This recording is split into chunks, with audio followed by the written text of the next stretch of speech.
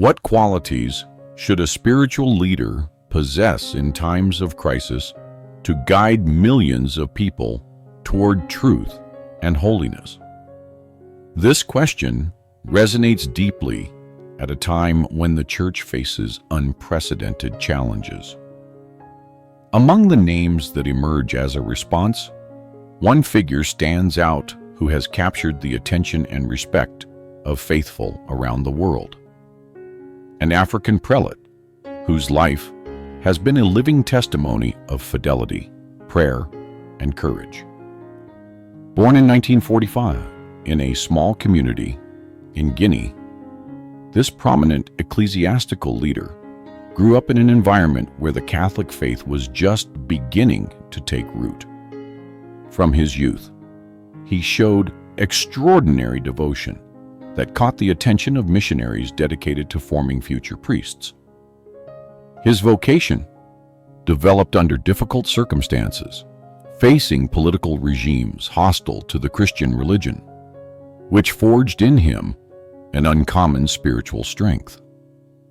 At the age of 24, he was ordained a priest, demonstrating from the outset a deep concern for the souls in his care.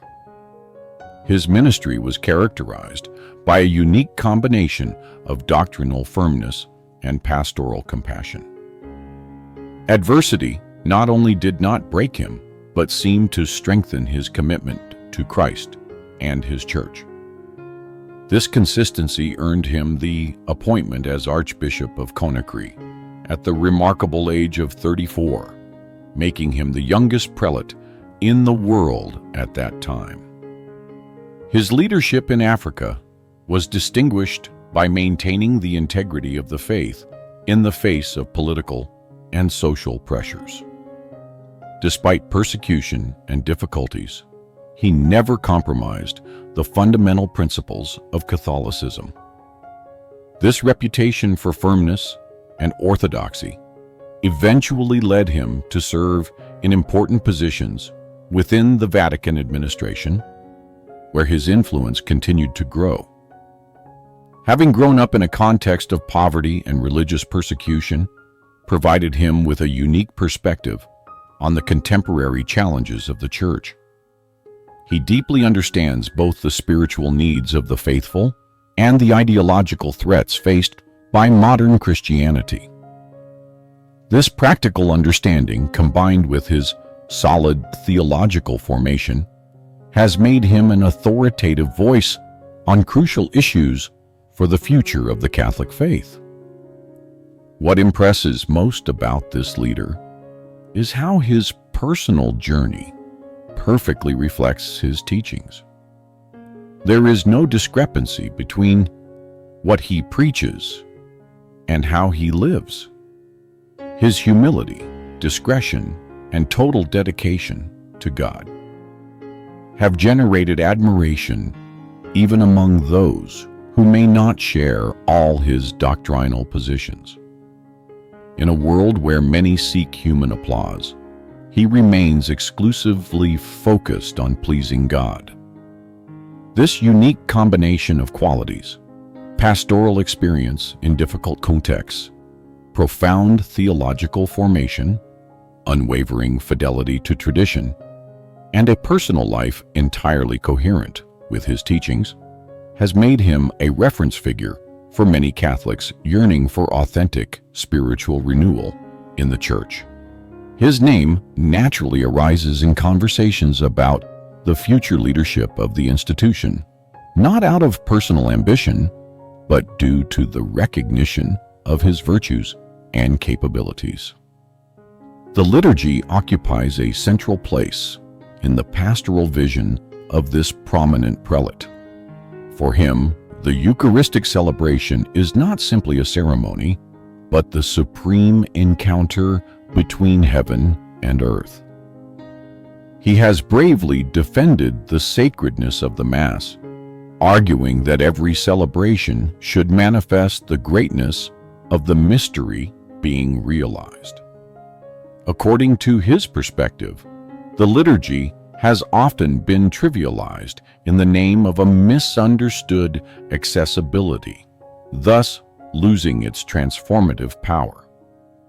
This leader has posited that the ad orientem orientation, meaning with the priest and the faithful toward the altar, is not merely a matter of physical posture, but a profound expression of the theocentric nature of the liturgy. By doing so, he seeks to restore the sense of transcendence and mystery that he considers essential for a true spiritual experience. His defense of the extraordinary form of the Roman Rite is not nostalgia, but a theological conviction that these ancient forms contain spiritual treasures that must be preserved and valued. Reverence in liturgical celebration constitutes another fundamental point of his teaching. He has harshly criticized the theatricality and excessive informality that, according to him, have invaded many parishes. He argues that the dignity of sacred ministers and the beauty of ceremonies are not mere adornments, but necessary expressions of the respect due to God. This stance has resonated deeply with those who miss a more solemn and contemplative liturgy. The role of sacred music has also been the subject of his attention. He has emphasized the need to recover the musical heritage of the Church, including Gregorian chant and sacred polyphony, not as optional elements, but as essential components of the liturgy. This artistic vision is intrinsically connected with his theological understanding of beauty as a path to God. Regarding liturgical architecture, he has advocated for temples that reflect the greatness of the mystery being celebrated. For him, the church is not simply a functional space, but a visible icon of heaven made present on earth. This perspective directly influences his concept of how liturgical celebrations should be organized and conducted. The importance he attributes to the liturgy is not merely aesthetic or ceremonial. He firmly believes that the quality of the spiritual life of the faithful is directly related to the quality of the liturgy they experience. Therefore, he insists on the need for liturgical formation for both ministers and laity, promoting a deeper understanding of the rites and symbols. He has also highlighted the eschatological dimension of the liturgy, reminding that each Eucharistic celebration anticipates the heavenly liturgy. This approach helps overcome reductions that limit the Mass to a simple community gathering or social action. According to his vision, the well-celebrated liturgy has the power to transform souls and thereby the entire society.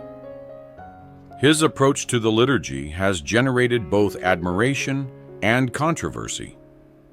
However, his stance has always been marked by respect for the magisterium and pastoral charity. He has never proposed ruptures, but rather a gradual and organic return to what he considers the best liturgical practices of the Catholic tradition, adapted with discernment to the legitimate needs of our time. The doctrinal position of this prelate constitutes a beacon of clarity amidst contemporary confusion. He has courageously addressed complex issues such as marriage, sexuality, and life, reaffirming the perennial teachings of the Church without ambiguity.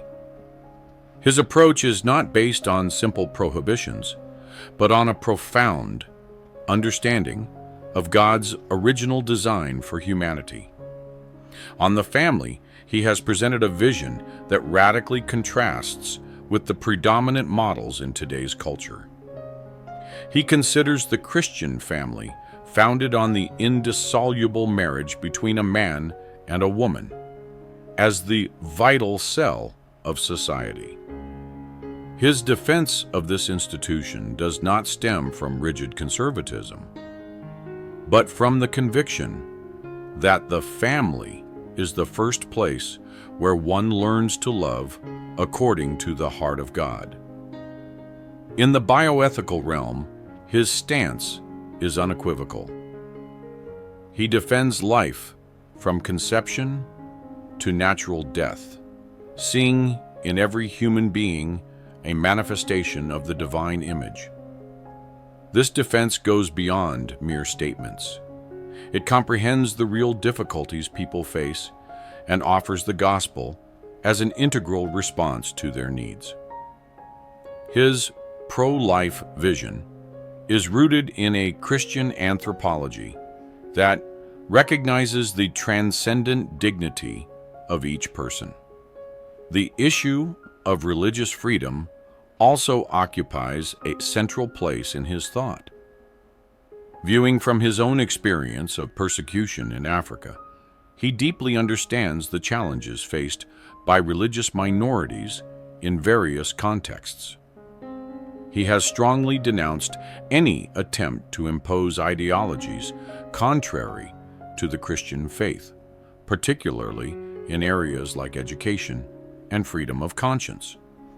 Regarding sexual morality, he has maintained a firm but compassionate stance. He recognizes the reality of sin and human weakness, but insists that the truth should never be sacrificed in the name of mercy. His approach combines doctrinal truth with genuine pastoral compassion, understanding that only the complete truth can truly set people free. The secularization of modern society constitutes another major concern of his. He has analyzed how moral relativism and materialism have eroded the spiritual foundations of many cultures. His response is not merely to resist these changes, but to propose a new evangelization that recovers the primacy of the spiritual in human life. It is important to note that his doctrinal approach is not merely negative.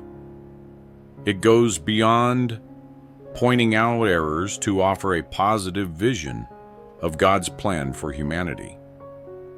This integral perspective has helped many understand that the Church's teachings are not arbitrary limitations, but paths to true freedom and happiness.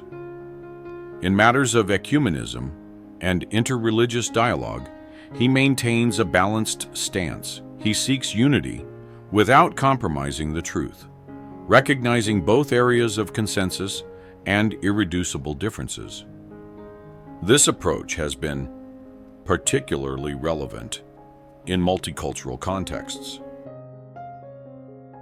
His treatment of social justice and human rights is always anchored in non-negotiable principles. He has shown how the Church's social doctrine offers effective solutions to contemporary problems, avoiding both unrestrained capitalism and atheistic collectivism. This integral perspective allows addressing economic and social issues from a solid ethical base. Hope and supernatural optimism mark his approach to current doctrinal challenges. He firmly believes that the truth will prevail because it is grounded in the very nature of God. This certainty allows him to face difficulties with serenity and determination, knowing that the Holy Spirit will guide the Church towards the fullness of truth. The interior life of this prominent cardinal constitutes the essential core of his ministry and teaching. His emphasis on personal prayer is not merely one aspect of his spirituality, but the primary source of his strength and pastoral wisdom. He has repeatedly shared that his most important decisions and deepest teachings arise from long periods of silent contemplation before the Blessed Sacrament. Silence occupies a privileged place in his spirituality. He considers it not as the absence of sound, but as a sacred space where God can speak to the soul. In a world saturated with noise and constant distractions, he has proposed inner recollection as an essential path for authentic communication with the divine. This practice is not seen as optional, but as a vital necessity for anyone who intends to faithfully follow Christ. His devotion to the Eucharist is particularly notable. He spends hours in adoration, seeing in the sacrament the source and summit of all Christian life. This profound Eucharistic experience informs his entire ministry, from his homilies to his administrative decisions. For him, personal and ecclesial transformation genuinely begins in adoration. Penance and mortification also occupy an important place in his spiritual life. He practices renunciation not as an end in itself, but as a means to conform more fully to the crucified Christ. This personal discipline allows him to address pastoral challenges with greater interior freedom and detachment from human opinions. Spiritual reading and theological study are for him exercises of contemplation rather than academic pursuits. He approaches sacred texts and the writings of the Holy Fathers with an open mind and heart, seeking not only intellectual knowledge, but spiritual illumination. This approach allows him to convey complex truths with simplicity and depth simultaneously. Spiritual direction and personal accompaniment are also integral parts of his interior life.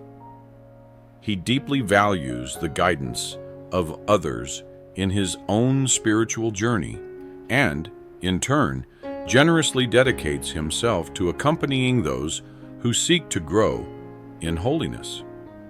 This mutual spiritual exchange reinforces his conviction that no one attains holiness in isolation. The Virgin Mary holds a special place in his personal devotion. He constantly turns to her as mother and mediator, seeing in her example the perfection of Christian discipleship. This filial relationship with Mary informs his understanding of the spiritual maternity of the Church and his role as a pastor. Daily examination of conscience is another constant practice in his spiritual life. He considers it necessary to maintain personal integrity and clear discernment of internal motivations. This honesty with himself allows him to correct mistakes and remain faithful to his vocation. The experience of redemptive suffering also deeply marks his interior life.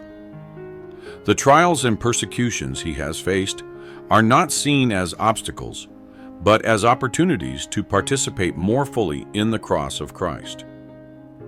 This perspective transforms pain into a source of grace and spiritual growth. Abandonment to divine providence constitutes the ultimate foundation of his spirituality. He fully trusts in the action of the Holy Spirit, recognizing that the fruits of his ministry do not depend on his own efforts.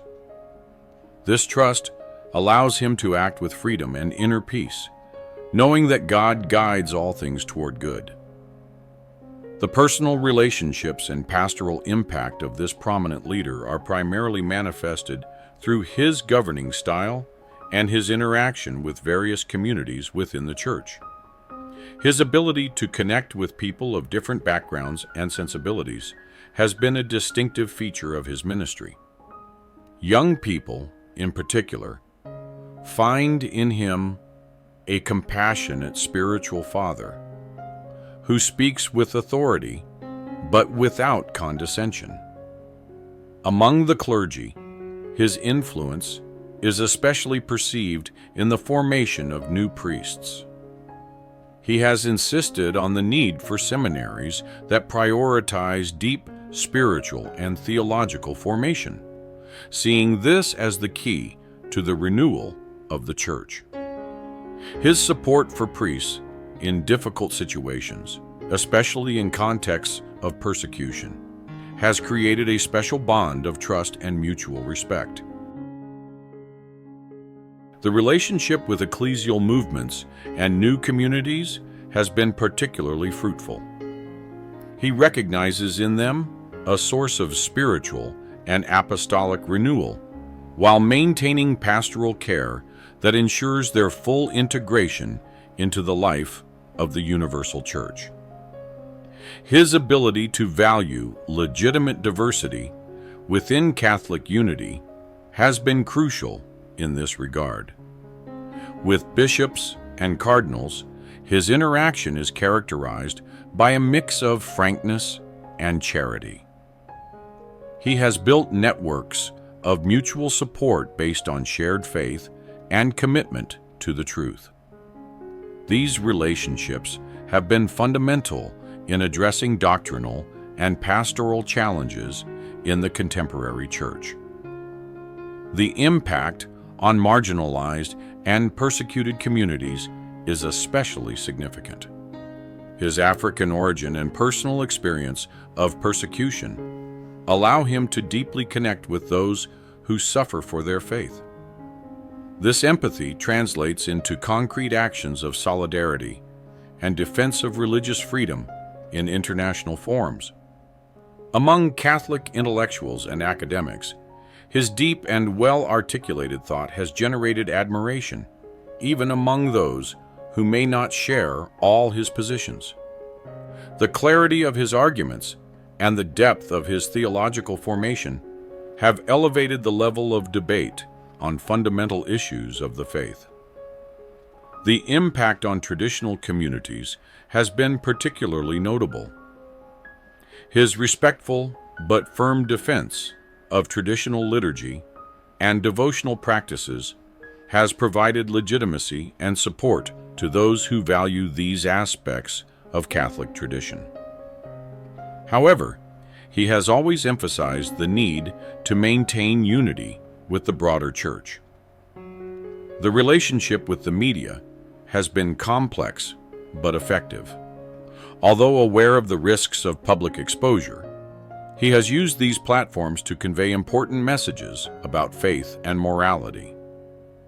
His ability to communicate difficult truths with serenity and clarity has allowed his message to reach wider audiences. With political and social leaders, he maintains a firm but diplomatic stance.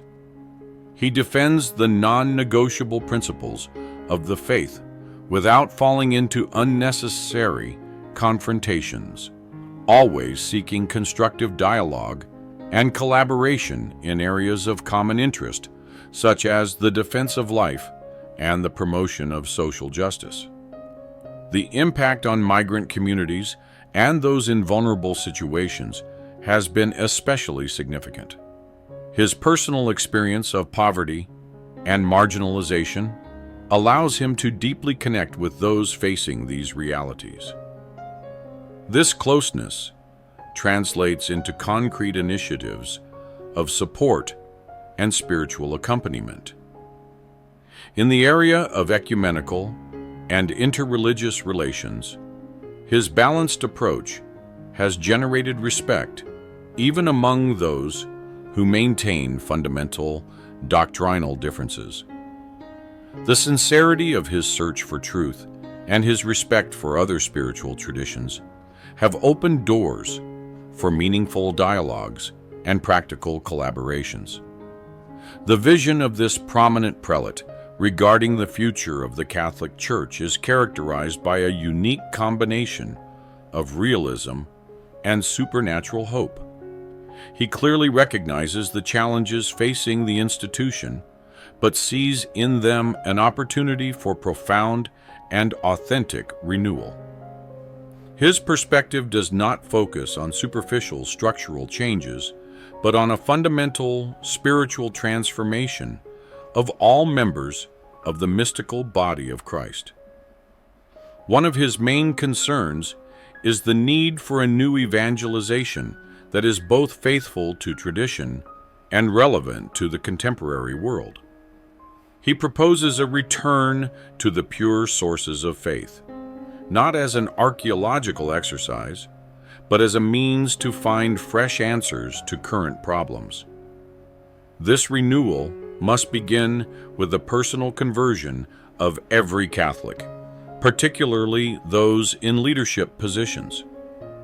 The liturgy occupies a central place in his vision of the future.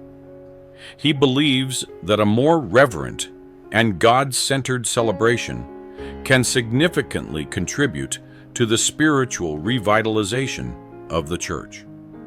However, he emphasizes that this liturgical renewal must be accompanied by deep spiritual and theological formation, so that external forms are a genuine expression of an inwardly lived faith. The formation of the clergy constitutes another fundamental pillar of his project for the future. He advocates for seminaries that prioritize deep spiritual and theological formation, producing priests who are true alter Christus, men of prayer and sacrifice, capable of guiding their communities with authority and charity. This investment in initial formation must be complemented by a continuous program of ongoing formation for all clergy. The relationship between truth and mercy is another crucial aspect of his vision. He argues that true mercy requires proclaiming the complete truth, even when it may be unpopular. This balance between pastoral charity and doctrinal fidelity is essential for the credibility of the Church in the modern world. Compassion must never be separated from doctrinal integrity. The missionary dimension of the Church also receives special attention.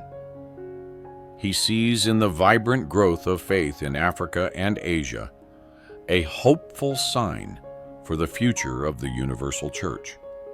This expansion should not be interpreted as a displacement of Western Christianity, but as a renewal that benefits the entire Church.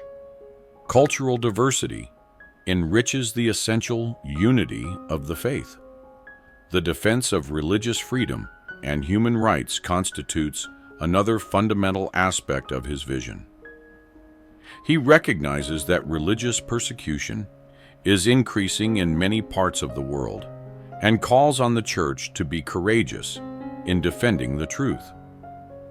This stance should not be seen as belligerent, but as an essential part of Christian witness in the contemporary world.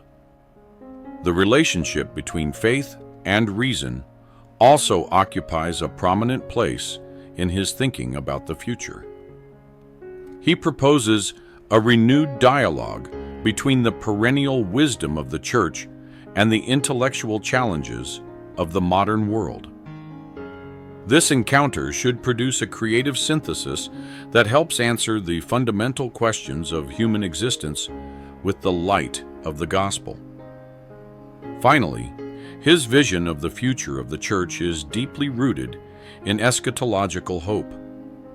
He acknowledges that history presents cycles of decline and renewal, but maintains the certainty that the Church, though in need of continuous purification, will remain until the end of time as the sacrament of salvation for all humanity. This perspective allows him to face current challenges with serenity and determination.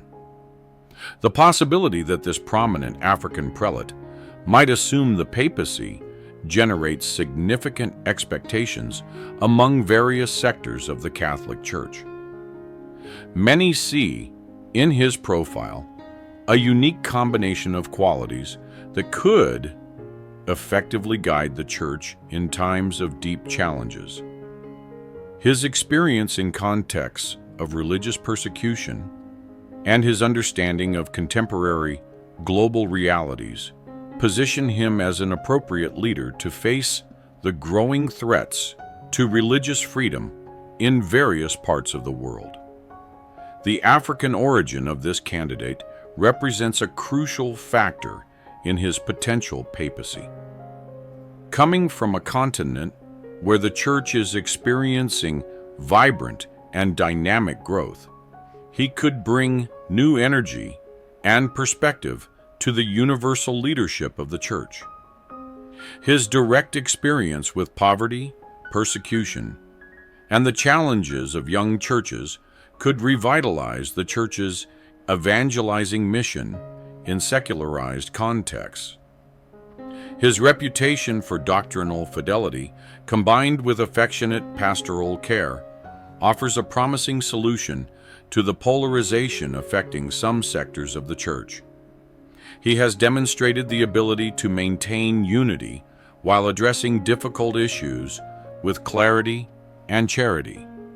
This skill would be invaluable for healing divisions and strengthening ecclesial communion during his possible pontificate. The liturgical approach of this prelate, which emphasizes the sacredness and beauty of the celebration, could mark a significant change in the liturgical life of the universal Church. His experience in the congregation for divine worship and his respectful defense of the liturgical tradition suggest that he could guide an organic renewal of the liturgy that satisfies both those who value the extraordinary form and those who prefer the ordinary form of the Roman Rite. The simplicity of life and detachment from material goods that characterize his personal style could inspire genuine reform in the Roman Curia and in the administration of the Church's resources. His experience in managing limited resources in difficult contexts could translate into more efficient and transparent administration of the assets of the universal Church. The established relationship with important figures of the Church, including his intellectual and spiritual closeness to Pope Emeritus Benedict XVI, suggests that he could continue and develop certain aspects of the theological and spiritual legacy of his pontificate. At the same time, his African origin and pastoral experience, in a context different from the European one, could ensure a smooth yet renewing transition in the leadership of the Church. The possible impact on young generations of Catholics could be significant. His ability to communicate difficult truths with serenity and clarity, combined with his effective use of modern means of communication, could help rekindle the faith among young people seeking authenticity and spiritual depth. His emphasis on personal prayer and sacramental life could inspire a true spiritual revival. The pro-life and pro-family stance of this prelate, consistently expressed throughout his ministry, could provide the clear direction that many faithful desire on these crucial issues. His pastoral experience in contexts where the traditional family faces significant pressures could inform effective pastoral policies to support Christian families worldwide. The potential impact on ecumenical and interreligious relations all deserves attention. His experience in multicultural and multi-religious contexts could facilitate more effective and respectful dialogue with other religious traditions, while maintaining the integrity of the Catholic faith. His balanced approach could help overcome some of the current obstacles in these dialogues. The possible contribution to the Church's social doctrine could be significant, given his profound understanding of social and economic realities both in the developed and developing worlds. His experience with poverty and injustice could inform new applications of Catholic social principles to contemporary challenges. Finally, the spiritual dimension of his possible pontificate could make a notable difference. His emphasis on prayer, silence, and interior life could inspire true spiritual renewal in the Church, responding to the thirst for transcendence that characterizes many people in the modern world. His personal testimony of profound spiritual life could serve as a model for all levels of ecclesial life.